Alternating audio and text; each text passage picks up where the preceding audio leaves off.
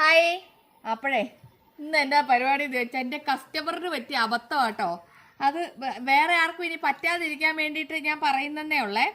അതായത് എനിക്ക് ഇന്നലെ രാത്രിയായപ്പോൾ ഒരു കോൾ വന്നു കേട്ടോ. അയ്യോ മോളെ, തേൻ കൊണ്ടുവന്നപ്പോൾ നല്ല തേനായിരുന്നു, കുടിച്ചു നോക്കി അടിപൊളി തേനായിരുന്നു. പക്ഷെ കുറച്ച് കഴിഞ്ഞപ്പം അതാകെ മൊത്തം കട്ടയായി, ഇനി ഒന്നിനും കൊള്ളില്ലാത്ത പരുവത്തിലായി എന്ന് എന്നോട് പറഞ്ഞേ. അപ്പം എന്നാ പറ്റി ചേച്ചിന്ന് വെച്ചാൽ, മോളെ ഫ്രിഡ്ജ് വെച്ച് എടുത്തു കഴിഞ്ഞപ്പോൾ മൊത്തത്തിൽ പണി പാളിപ്പോയിന്ന്. അയ്യോ ചേച്ചി ഫ്രിഡ്ജിൽ വെക്കല്ലേ അത്. അത് കഴിഞ്ഞ് കുറച്ച് കഴിഞ്ഞപ്പോൾ വേറൊരു കസ്റ്റമർ വിളിച്ച്, ചേച്ചി എനിക്ക് കുറച്ച് ദിവസം കഴിഞ്ഞിട്ട് മതി ഈ സാധനം, അപ്പോൾ ഇത് ഞാൻ ഫ്രിഡ്ജിൽ വെച്ചേക്കട്ടെ. അയ്യോ, ഞാൻ പാതിരാത്രി പൈരത്തോടിക്ക് വിളിക്കാനും അയ്യോ വെച്ചേക്കല്ലേ ഇത്. അത് പറയാൻ വേണ്ടി വന്നേട്ടോ. അതായത് നമ്മുടെ തേനിൻ്റെ കൺസിസ്റ്റൻസി എന്നുള്ളത് കണ്ടോ, ഇങ്ങനെ ഒഴുകി കളിക്കുന്ന തേനാണ് ഇത്. എന്നിട്ട് ഞാൻ കുറച്ചെടുത്ത് ഫ്രിഡ്ജിൽ വെച്ച് നോക്കിയത്, ഇത് കണ്ടോ ഇങ്ങനെ ഇരിക്കും, കട്ടയായിട്ട് ഒരു ജെല്ലി ടൈപ്പ് പോലെ ആയിപ്പോവും. ഇത് കണ്ടോ ഇങ്ങനെ ഇരിക്കും കേട്ടോ. ഇത് ഞാൻ കുറച്ച് നേരം ഫ്രിഡ്ജിൽ വെച്ചുള്ളൂ, അപ്പം തന്നെ അങ്ങനെയായേ. ഇത് നമ്മുടെ അല്ലാത്ത തേൻ എന്ന് പറഞ്ഞാൽ ഇങ്ങനെ നല്ല ലൂസായിട്ടുള്ള സാധനമല്ലേ. അപ്പം ഇതിൻ്റെ കൺസിസ്റ്റൻസി മൊത്തത്തിൽ മാറിപ്പോകും കേട്ടോ. അപ്പം അത് കഴിഞ്ഞ് അതിന് എന്തെങ്കിലും ചെയ്യാൻ പറ്റുമോ എന്ന് ഞാൻ ചേച്ചി ചോദിച്ചു. എനിക്ക് തോന്നുന്നത് കുറച്ച് നേരം നമുക്ക് വെയിലത്ത് വെച്ചാൽ ഇതിൻ്റെ പഴയ കൺസിസ്റ്റൻസിയിലേക്ക് വരും എന്നാട്ടോ എനിക്ക് തോന്നുന്നത്. നമുക്കൊരു 5-6 മിനിറ്റേ ഒന്ന് വെയിലത്ത് വെച്ച് നോക്കാം എന്താവും അവസ്ഥ.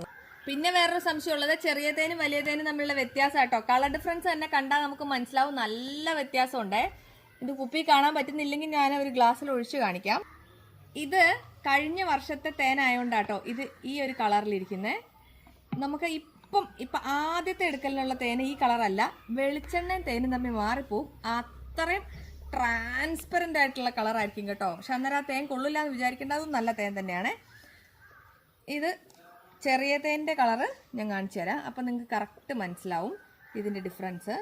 ഇതുണ്ടോ, ഇത് രണ്ടും രണ്ട് കളറാട്ടോ, ചെറിയ തേനും വലിയ തേനും തമ്മിൽ നല്ല ഡിഫറൻസ് ഇല്ലേ കളറിൽ. ഇതിൻ്റെ സ്മെല്ലിലും ടേസ്റ്റിലും ഒക്കെ വ്യത്യാസം ഉണ്ടാവും കേട്ടോ.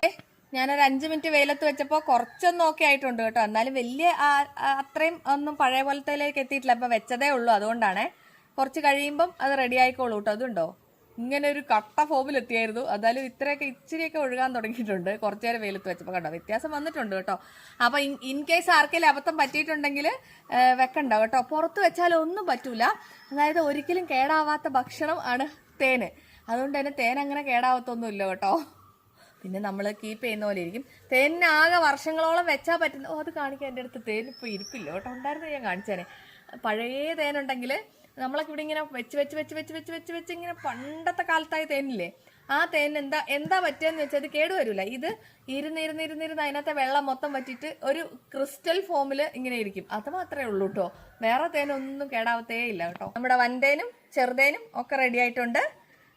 ഇപ്പം തേനിൻ്റെ സമയമായതുകൊണ്ടോ കേട്ടോ ഇത്രയും തേന്. ഒരു മഴയും കൂടെ പെയ്ത് കഴിഞ്ഞാൽ തീർന്ന പരിപാടി. അപ്പോൾ വേണ്ടവർ വാട്സപ്പ് ചെയ്തോട്ടോ, ഞാൻ അയക്കാവേ. ബൈ.